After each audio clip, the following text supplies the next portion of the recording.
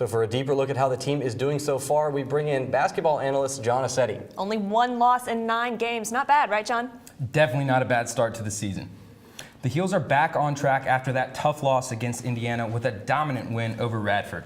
Obviously, there's a drop-off in quality between the past 2 opponents, and the team was probably happy to be back in the Dean Dome after all the traveling the Heels had to start the season, but there were still some big takeaways from Sunday's victory. The biggest story of the day for me was definitely seeing Kenny Williams light it up with a career-high 19 points against the Highlanders. I mean, they were open looks. I was getting the ball in my pocket where I wanted it and where I needed it, and from there was just mechanics. And I've been working all summer on that, so it came as no surprise that the ball was going in. Williams went 5 for 6 from behind the arc, which is certainly a welcome sight for fans who are disappointed with his freshman season.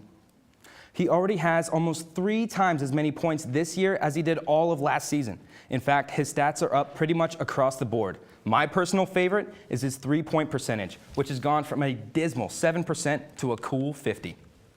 On the oh-no side of things, I know I wasn't the only one holding my breath when I saw Joel Berry go down hard in the second half. Now, we don't know how long he's going to be sidelined, but his injury will certainly open up some minutes at the point guard position. I expect to see senior Nate Britt take Berry's spot in the starting lineup. We've seen him start before, and he has the poise and the experience to run the Tar Heels offense. But the biggest change is going to be for 7th Woods, who played a season-high 22 minutes yesterday against Radford.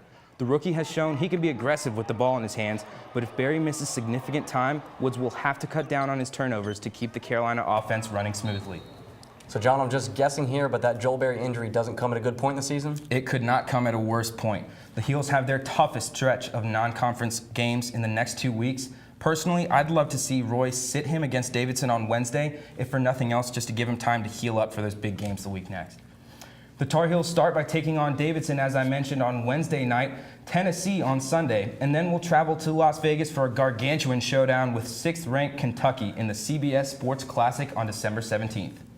Well, we'll see if Coach Williams takes your insight into account. That's basketball analyst John Aceti. Thanks, John.